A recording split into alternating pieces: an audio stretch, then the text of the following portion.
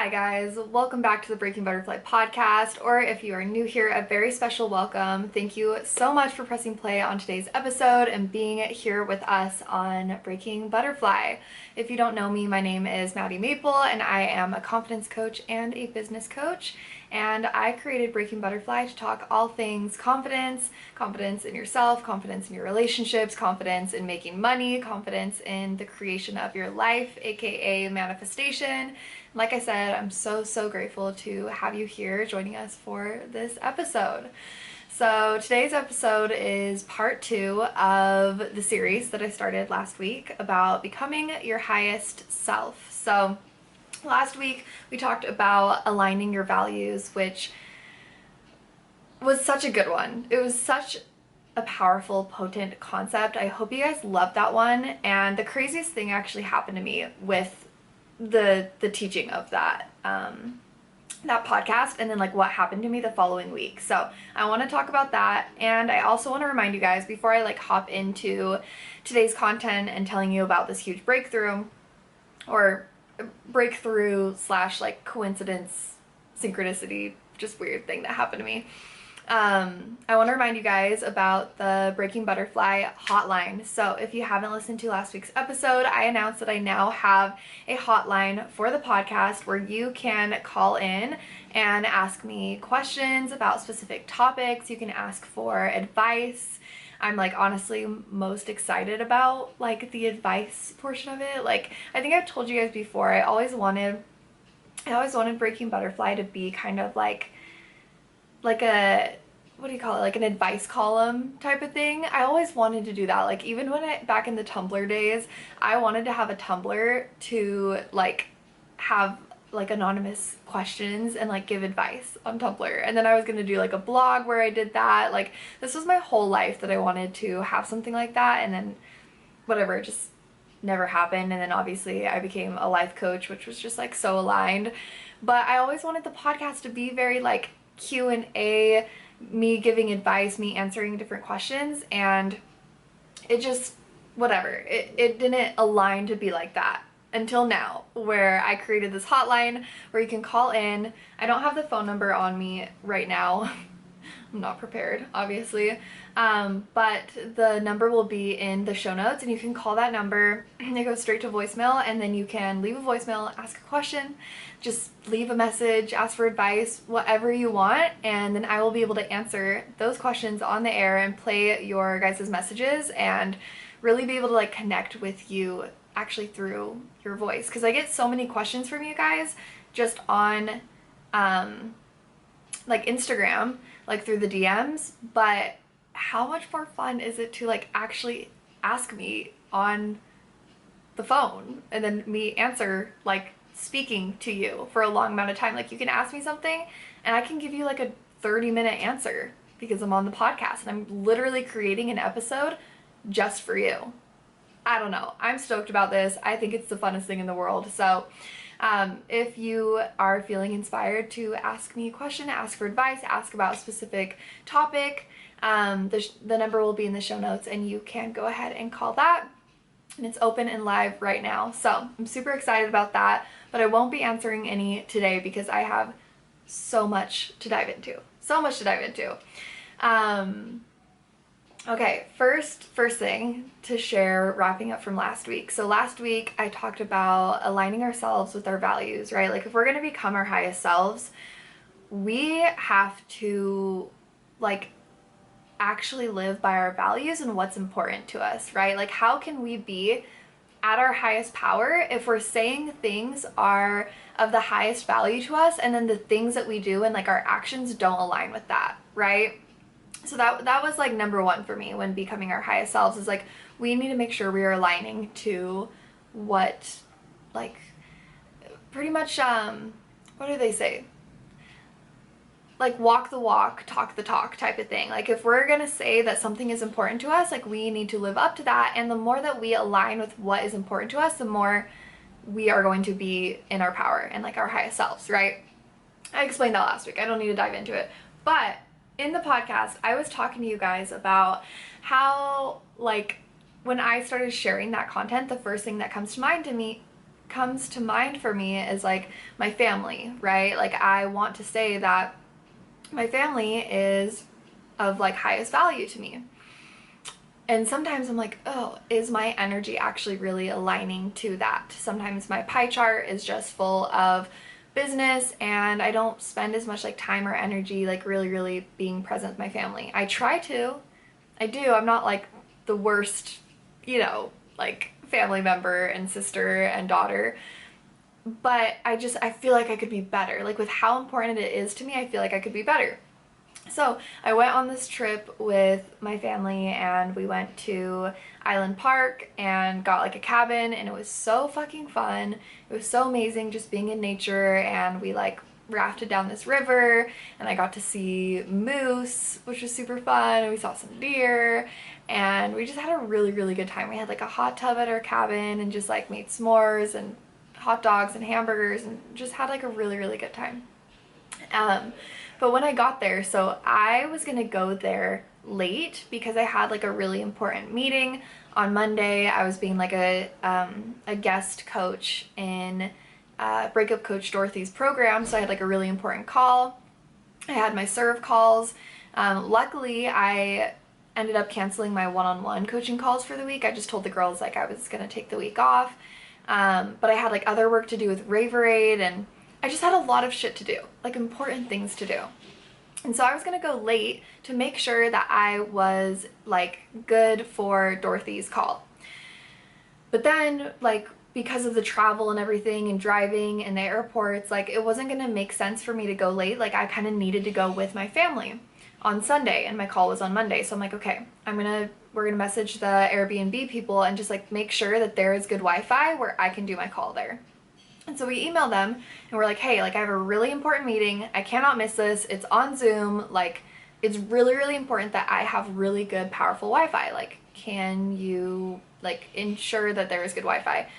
And let me like just mention that we already booked the place before we asked them this. Like they didn't need to like sell us on the place. Like we were coming and we booked the Airbnb no matter what.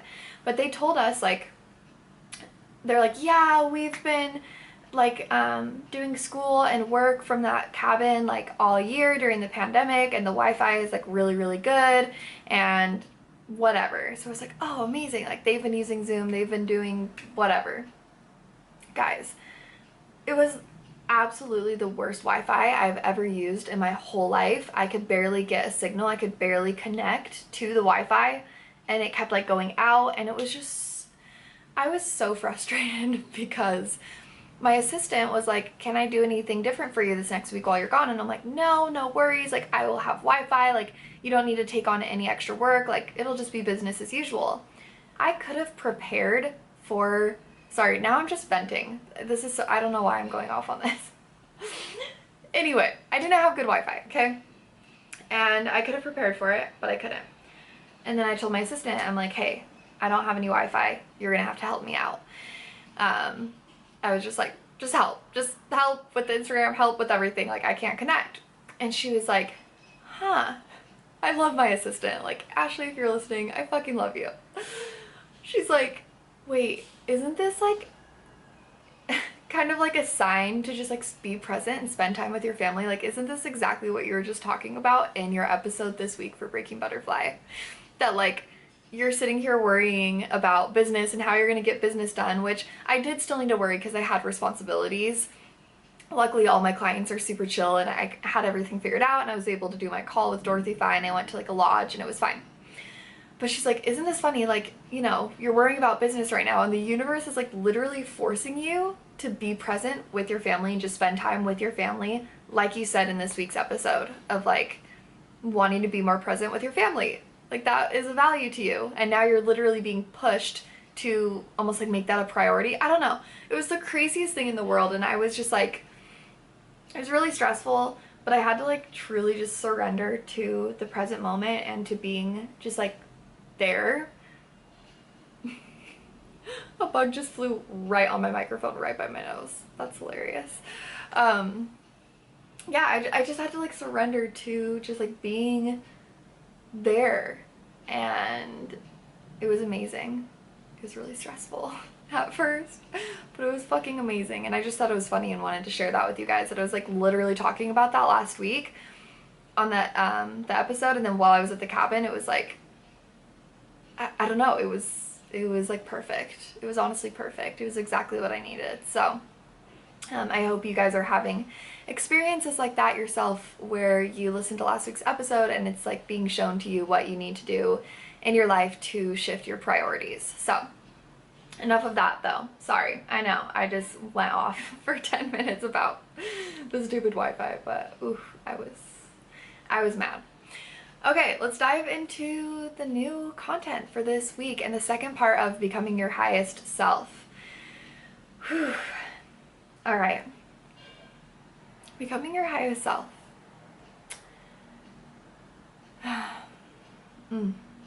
There's so much here. Like, there's so much for me to talk about and dive into right now. I have it organized, but like, it's just a lot. That's all I'm gonna say. It's just, there's a lot of pieces. And there's two things that I want to talk about today, and they completely contradict each other.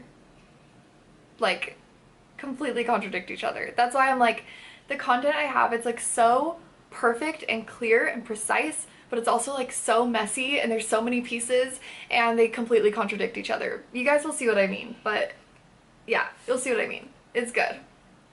So the next piece of becoming our highest selves and what I want to share and talk about is falling in love with ourselves.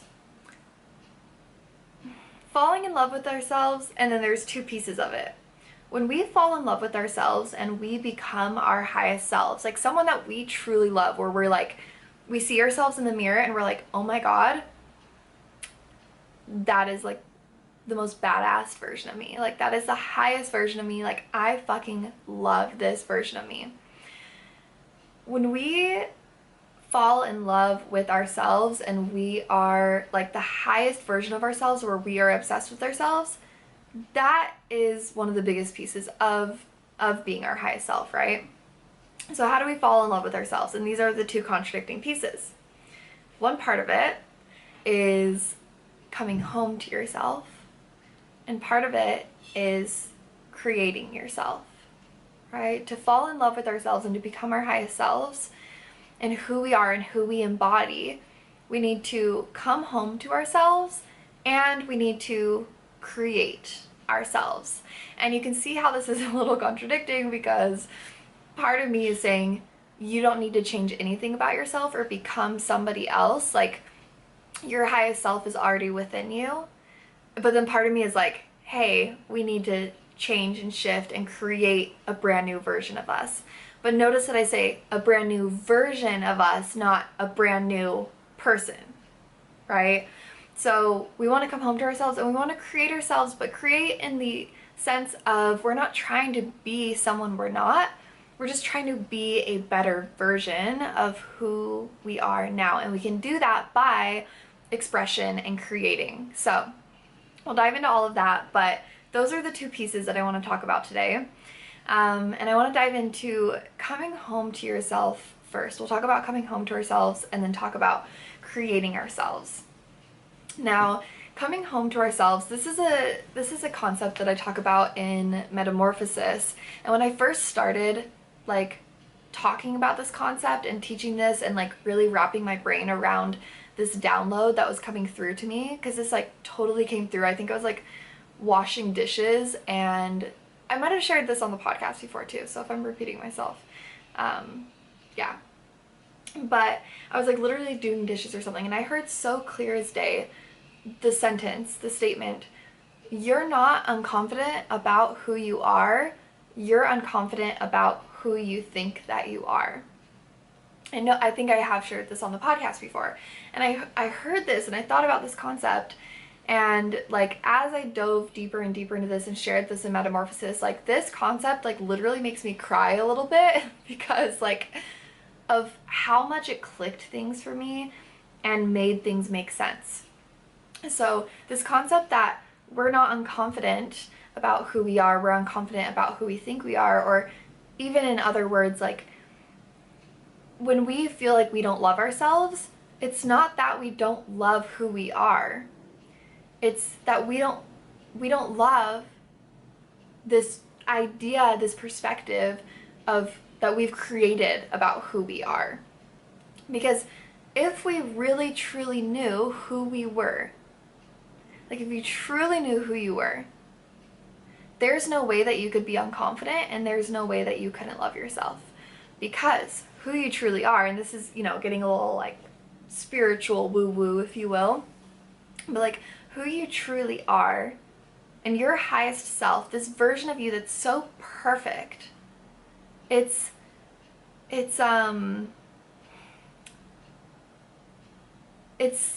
so like, sorry, what am I trying to say here? Maybe I need to rephrase that because it's not coming through clear. We are born perfect.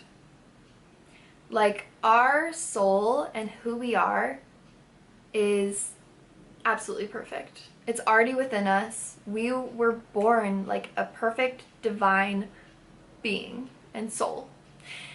Then over time, things get a little crazy, right? Our mind kind of fucks things up a little bit. Society fucks things up a little bit. Feeling fear and our ego and thoughts and all of it. It gets a little bit muddy. Let's just say things get muddy. But when we are born and like our soul, like our highest self, it's literally perfect. Like it's perfect, and we already are that. But then we create all these things about like who we think we are and who we are in society and what we're doing and what we're not doing. And we create this like identity of who we think we are. And that's when we're like, oh, I hate myself. Like, I'm not confident in myself. Like, I don't like myself. It's not that we don't like ourselves. It's we think that we don't like this version of us that we've created of who we think that we are. Does that kind of make sense? Because if you knew who you truly were and you were thinking about who you truly are, which is a divine, perfect soul that is perfect, you're perfect. Just your mind and society fucks things up, right? But you're literally perfect. But if we were really thinking about that version of us, there's no way that we can't love ourselves, right?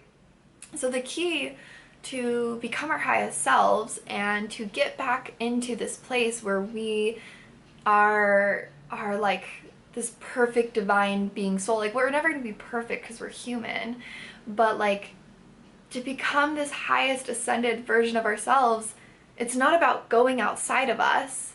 It's not about like searching for this person outside of us. It's about coming home to it because it's already right here in our heart.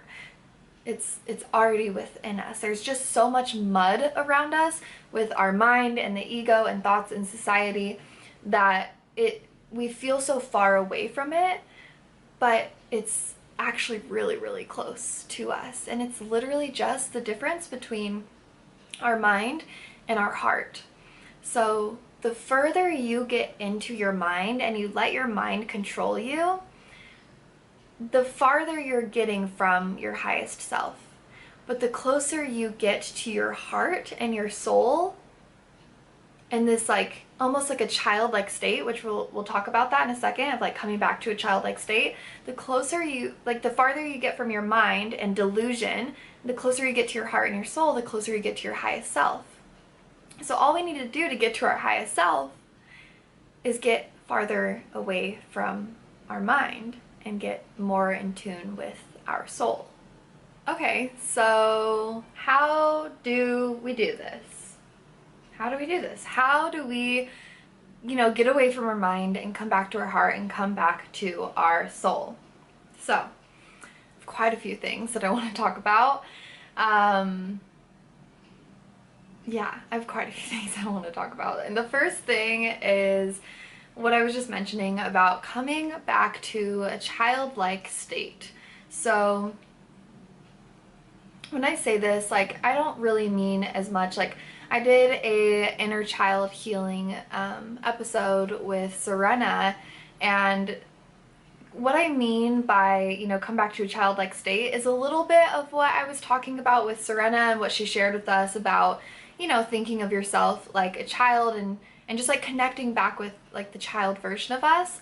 But the concept that I want to bring through here isn't as much like child, you know, inner child healing for like doing shadow work and stuff like that, but more about like the light side of things, the fun side of things, of coming back to a childlike state and experiencing more play. So, you know, when we are a child, like I was saying, you know, when we're born, we are perfect. We are perfect divine beings. And when we are a child, yes, we still have problems and issues, but for the most part, we are more confident, we are happier, we are more playful, we are just having fun, like we feel invincible, we feel excited all the time, like we are really in a state of like happiness and play and pleasure, and we don't really like doubt ourselves or doubt the world. Like we are just in this full like playful fantasy land, right? Also, I apologize if you can hear that helicopter outside my door. I usually close my sliding door, but I didn't, and I don't want to get up right now because I'm just in it, so I apologize. But you know, for the most part, when we are a child, like we're just in play, we are in pleasure, we are having fun, we're not worried about all this like adult shit. We are invincible and we love ourselves. Like we're not worried about, you know, healing and self-love and self-care. Like we're just living, we're in the present moment, right? And you know, now in this world in 2021, quicker and quicker, the society in our mind is kind of like fucking that up for us, honestly. You know, kids are just growing up so much faster, like kids aren't having the ugly stage anymore, or like, you know, when I was a kid, I was like pretending to film like outdoor cooking shows, and I was like cutting up worms and making like worm salad with like grass and like cut up worms, and I was like, you know, we'd put our shirts over our knees and like jump on the tramp, and we would play Mafia and night games and like just like do, you know, run in the creek and go on rope swings and explore, and I don't know, just we would do so many like outdoorsy, playful, just fun things. And now, you know, kids are getting technology a lot quicker and things are shifting a lot, so they don't get as much of that, I would say, right? They kind of get into the whirlwind of this mess we've created a lot sooner, like just the mind and the ego and stuff like that. But, you know, when I think about coming back to a childlike state, I think about experiencing life kind of like how I used to. And you might be thinking right now, like, okay, Maddie, like, are you telling me to become your highest self? You're telling me I should go, you know, back in the backyard and make a worm salad and just like be super weird again and like just play like I'm a kid? Like how is that gonna make me my highest self? It's more the energy of it, right? It's more the energy of making the present moment and playing and pleasure the priority. Because when we're in that state, we're farther from the illusions that our mind has created around who we should be and what we need to do and how we need to live and how we, like, all of this just like bullshit, almost like the mud that is stopping us from being our highest selves. All of that starts to fade away when we connect back to like this soul level childlike state where you're just like, some of the things I'm thinking of is like dancing, right? Laughing, painting, like exploring, going on adventures, just like letting loose. Really just like connecting back to this version of us that doesn't care about all these material mind ego things that is making us think that we are this person that's unlovable, and connecting back to the version of us that is just pure love. Pretty much, I think what I'm trying to say is like, we need to come back to love. This childlike state is love. It's, you love yourself, you love everyone, you love what you're doing, you love what you're playing with, you love colors, you love like games, you love the outdoors, you love like movies, like you just love. I feel like in the childlike state, we just like love, love, love, love, love. And it's time to come home to that. Like when you're in that state, when you're in those feelings, that is when we're closer to our highest self because we're farther from our mind. So the number one thing that I think we can do to really come back to our highest selves and come home to ourselves is coming back to this childlike state of like laughing so hard that your stomach hurts, and like allowing yourself to be like silly and goofy and not care, and allowing yourself to just like run around and do cartwheels and go where you want and say what you want, and just be that perfect, you know, soul that as we grow up we get so far from it, and we just need to touch back into that through pleasure and play.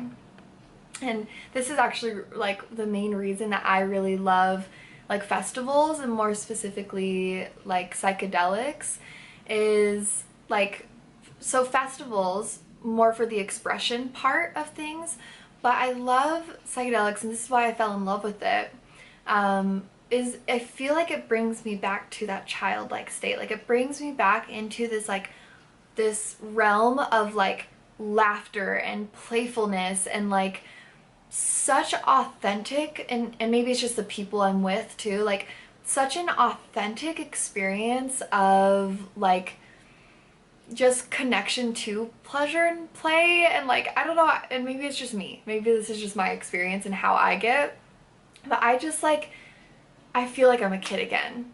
I truly feel like I'm a kid again, and I think that's why it's so healing for a lot of people. Again, this might just be my experience, and maybe I'm just like making this up, but I feel like that's why it's so healing, and why they say that like, you know, doing mushrooms or doing LSD can like help you heal trauma and stuff like that, and like PTSD. It's because like we're connecting back with this state that's so pure, and it's just love. And I just think it's that's when I really realized the power of like coming back to that childlike state, is the healing it did for me and the way it makes me feel. And also just being with Henry, like we are so at like a childlike state most of the time, of just being like super playful and funny and silly and goofy and just like weird, just like plain weird. And it's so healthy and it's so perfect, and it makes me feel like I am my highest self because I'm not in the delusion. I'm aligned with my soul, right? And this perfect part of me. So number one is coming back to a childlike state and experiencing more play in your life. Okay. Number two, to come back home to ourselves, is more authentic expression. I wasn't sure if I should like include this with the childlike state thing or make this its own, but it definitely needs its own spot, like in the spotlight here, because coming back home to ourselves and thinking about our highest selves, so much of it is about like expression and expressing yourself. Yes, it's also just like how you feel on the inside, but I think it's more than that. It's more about like who you are and how you create and how you present yourself, because really we are all creators. And if you're not being authentic with your creation, if you're not being like yourself or expressive in your creation, then it's very, very difficult to be your highest self, because you're not, your highest self is a deliberate, intentional creator of her life. And if you're not allowing yourself to create the way that you want to, then how can you be your highest self? So, you know, I think it's important to push ourselves to be different, to be expressive, to just be funky, to be silly. Again, this is where festivals come into play of like, is this why we love it so damn much and it's so healing and so healthy and so amazing? Is it because we get to come back into almost like that childlike state of being able to just like wear whatever the fuck we want and not like have to conform to what other people are wearing? And this is why I was thinking about just including it with number one of coming back to a childlike state, is like, I think the way to be more expressive is like think about what we used to wear when we were kids. Like the outfits we would wear, some of the outfits, oh, you know, it's funny. Okay. So I was just about to say this. I was about to say, sometimes I wish my mom wouldn't have let me wear the outfits that I wore because I just wore some crazy shit. But isn't that funny? Isn't that funny how me now being older wishes that I didn't wear something that I loved wearing when I was younger, just because I think that like it wasn't cool or it wasn't stylish or I looked weird or I looked stupid. Like I just literally, did you like hear me catch myself as I was about to say that and catch like how ridiculous that is? No, when I was like dressing myself when I was like a kid and preteen, like I said, some of the outfits, if we're comparing it in societal terms, they were a little outrageous. They were a little crazy. They weren't the cutest. But like when I was in those moments, I felt like hot shit. Like I felt so good. I felt like my highest self a lot of the time. And you know, and then later when I started getting consumed by my mind, that's when I like went to shit. But like before that, when I was just like in my realm and my creativity and my expression, like I fucking loved what I wore, no matter how weird it looked, you know? And I think that when we're confident in that and when we prioritize that, like that's how we're becoming more of our highest self. And we'll talk about a little bit more about expressing ourselves when we start talking about creating yourself. I might actually do 2 different parts. Like I might, I haven't decided yet because I'm just like in the recording and I wasn't sure like how long it would take for me to talk about both, but I might talk about coming home to yourself in this episode and then creating yourself in the next episode and kind of just like split it up, or I might just make it a big old long episode right now. We will see. But we'll talk about expressing ourselves even more when we talk about creating ourselves, because like I think creating ourselves through our expression is one of the most powerful ways to become our highest selves. And it might seem, you know, silly or materialistic of like, you know, becoming our highest self is just about what we wear. No, it's more than that. It's about our creativity. It's about like, again, being the deliberate, intentional creator. So number 2, the number 2 way to come home to ourselves, I think, is just more authentic expression. Honestly, super simple, but it can be hard to do, honestly. Like it's something that I continue to work on and strive for, is authentic expression, because there's so much mud. There's so much mud. Okay. Number 3.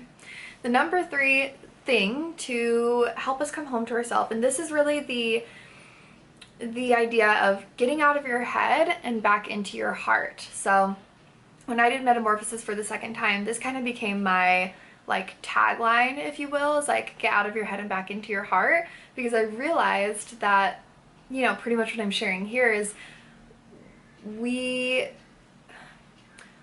aren't unconfident about who we are, our heart.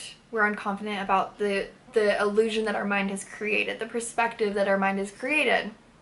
So to become more confident, all we need to do is get out of our head and back into our heart, and that's where we find our power. And this is where embodiment comes in. So number 3 is embodiment. Getting out of your head and back into your heart. And I think I actually named the episode I did with my good friend Amber this title, Get Out of Your Head and Back into Your Heart, because it was so fitting when it comes to embodiment. And you know, I kept attracting people that were into embodiment for a really long time, and that's how I knew there was like something for me there, because I'm not a very embodied person. And I kept attracting all of these like embodiment coaches or people that were like obsessed with embodiment, and I was like, what? Like I'm like the farthest thing from this. Why is this coming into my reality? But I know why. I'm drawn to it. I pull that in because it's something that I need and that I desire. And embodiment has been a huge like part of my life recently, in the sense of like being able to move through anxiety or emotions, or just just getting into my life, like into my body. Because if you're too in your head, like for example, like if I start getting like a panic attack and I'm like so in my head, usually I will just like sit there and just like be in my head and try to like figure it out in my head, and I'm like freaking out and I won't move my body and I'll just like curl up and I'll just sit there and I'll feel sick. But as soon as you start like moving, as soon as you start like taking back your power from your mind, because your mind is just running, right? Your mind is not your highest self. Your mind is just it's almost sick. It's almost like a disease. It's just spitting thoughts at you. It's going. As soon as you start to move your body and move that energy, right? Whether it be yoga, whether it be dancing, whether it be just like stretching and breathing, like when you start to take your power back and move through your body, instantly you're not attached to these thoughts, because you're saying, okay, thoughts, you're there, right? It might not get rid of them completely. Thoughts, you are there. And also, I have the power to move and shift and like be in my body. Does that kind of like make sense? If you want to hear more about embodiment, you should just listen to the episode I did with Amber. It was a while ago. It was probably like episode 20 something. I would listen to that. But really, like when we're trying to get out of this spiral or this like rut that we're in our mind and get back to like our highest self that's in our power, embodiment, movement, like taking back your power with like the way that you choose to move and be, especially when you are in negative emotions or like a negative experience, right? So number 3 is embodiment. And yeah, I'm not going to say more on that because you should just listen to that other episode if you want to hear more. But I think it's really, really powerful to get us out of our mind, and the farther we get from our mind, the closer we get to our heart, the closer we get to our soul, the closer we get to our highest self. Okay? Number 4. Number 4 is meditation. To come back home to ourselves, we need to be doing meditation. Like I said, the farther we get away from our mind, the closer we are to our highest self.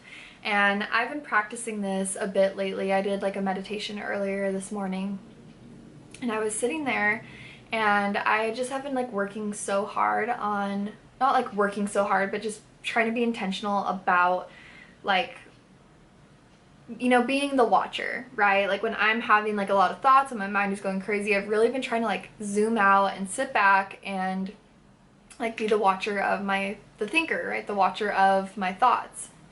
And when I did the meditation this morning, it was like I finally got present enough that like I almost felt different. Like when I unattached from my thoughts and I stepped away from my thoughts and I was able to just observe them, like I felt a different presence. And the different presence, I feel like, is my highest self. It's the one that's not in the thoughts. It's the one that is in her power, right? When I can finally say that I'm not going to attach to these thoughts and like create emotions around them and create judgment, and I can like sit back a little bit, that's when we feel our highest self. So if we want to become our highest self, you know, it's hard to carry that into your everyday of like being that present. It's so hard, but like that's the key, right? Because the only thing that's not making us our highest self is our mind, is our thoughts, is our doubts, is our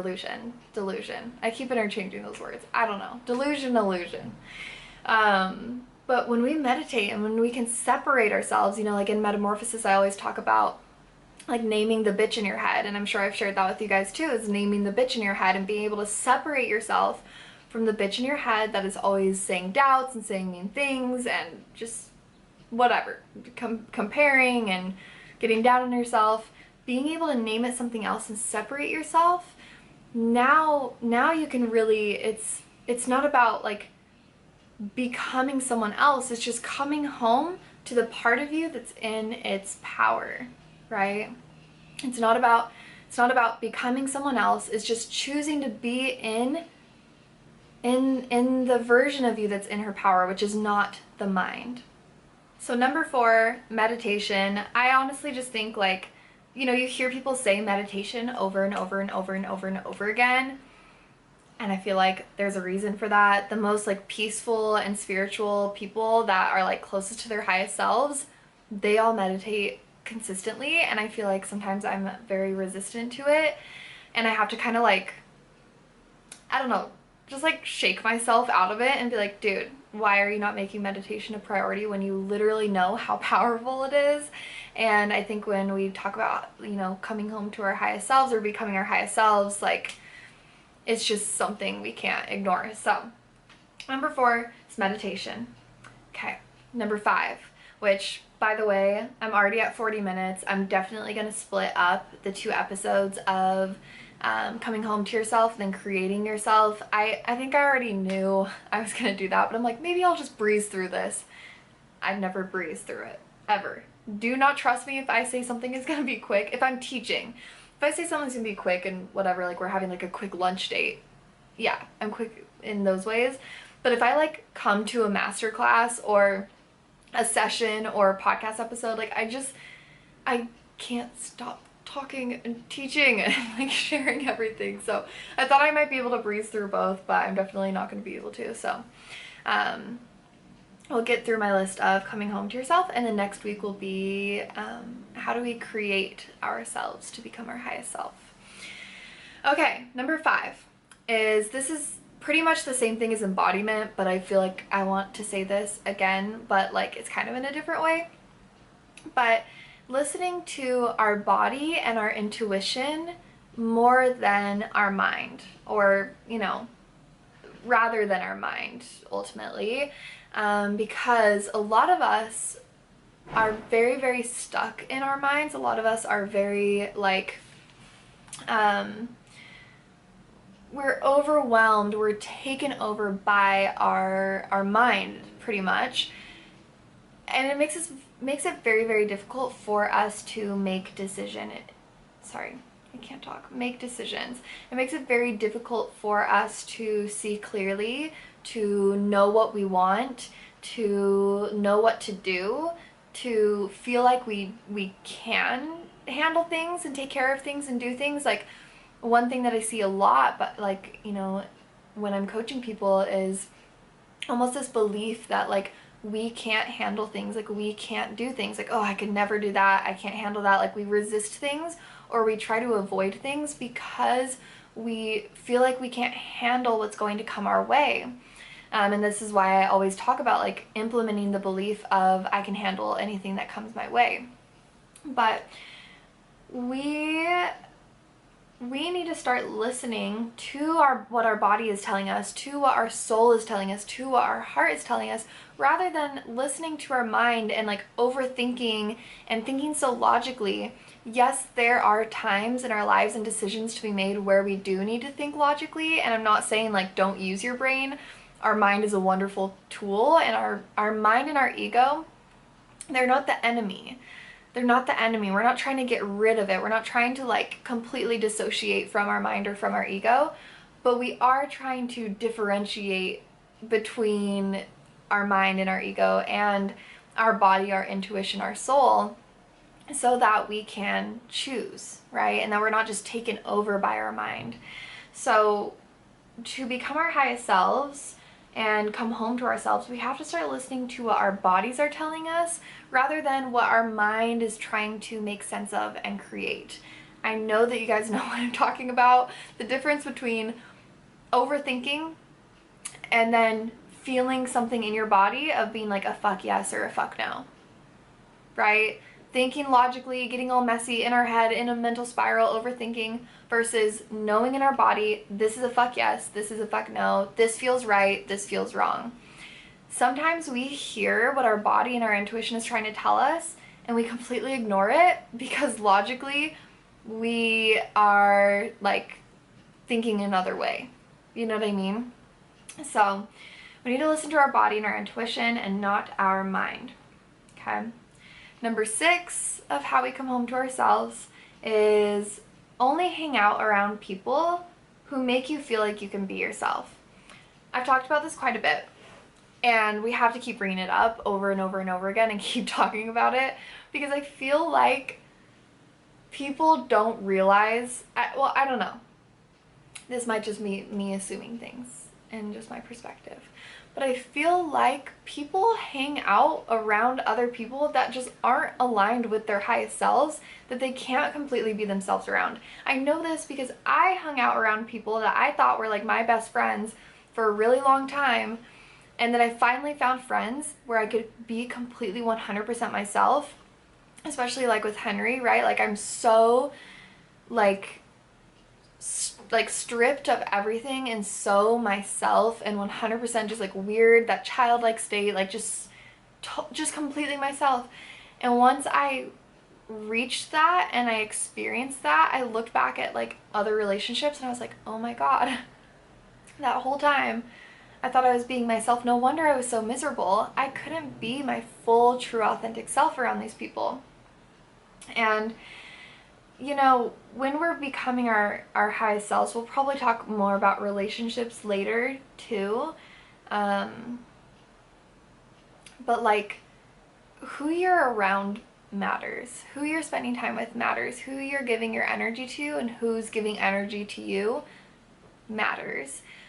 Because if you are trying to be somebody else to fit in with other people or get other people's like acceptance, or like, what's the word I'm looking for? Like if you're always trying to get other people to like you, and you might not even like be consciously realizing that you are, it might be a very like subtle subconscious thing, but think about it, like, are the people that you're hanging out around, are you in any way, and be honest with yourself when I ask this, don't just say like, oh no, like my friends are amazing. No, really ask yourself, am I trying to be somebody that I am not to fit in with this group of people or hang out with this group of people? This concept in and of itself can get muddy. Muddy and messy. That's what I was trying to say. I was trying to say both those words at the same time. It can get really muddy because we want to be accepted and loved so badly that we like kind of project things and like create things in our mind about our relationships. But if you can like get really, really clear and realize if you are trying to be someone else or not, this could be a game changer for you. This could be a life changer for you, is realizing that you are living in a state of trying to become somebody else. Now, there's a difference, like I was saying, about becoming a better version of you and then trying to become someone else. It's okay to want to change when you are like with people, you know, like with Henry. I don't feel like I need to change at all to be accepted or loved, but I do feel motivated to try and be better and be a better version of myself just because I want to be a better version of myself. So there's a difference between trying to become somebody that you're not versus trying to become a better version of you. And you want to, you know, ask yourself, when I hang out with this person, am I trying to be a different version of myself and be better? Or am I trying to be a completely different person because I'm scared that if I am my authentic self and I'm just 100% myself and authentic and weird and crazy, like, they might not want to be friends with me, they might not align with me, they might not love me, and that thought is terrifying. So that's why your mind might start making up shit, like saying like, oh no, like I'm 100% myself around these people, because you don't want to admit that you're not and have to risk the chance of being without them, right? It's almost easier to try to be someone we're not to keep the people in our life rather than cling on for dear life to the person we actually are and just trust that the right people will come into our lives. But I don't think people realize how much harm they're actually doing if they are hanging out around people that do not allow them to come back into their soul, right? Come back into your soul and away from your mind. If you're around people and you're hanging out with people that make you overthink and make your mind like start going crazy, and you get into like negative thought spirals and you're having like depression, anxiety, all these things, it's pretty safe to say that they're not aligned with your soul and with your highest self. So number 6 is only hang out around people who make you feel like you can be fully 100% yourself. Okay? And then I have one last point. Number 7. This one's it's just so simple, but loving ourselves for who we truly are, which is a beautiful soul and a beautiful light. So, kind of like I talked about at the beginning, our highest self is somebody we're perfect. It's a soul so perfect and divine, and we're such a light, and it's still there. That version of us is still there. All the other shit and our ego and this personality we've created and like who we are, it's all just made up, and it's all just muddy and skewed and whatever. It's our ego, right? We need them. We love our ego.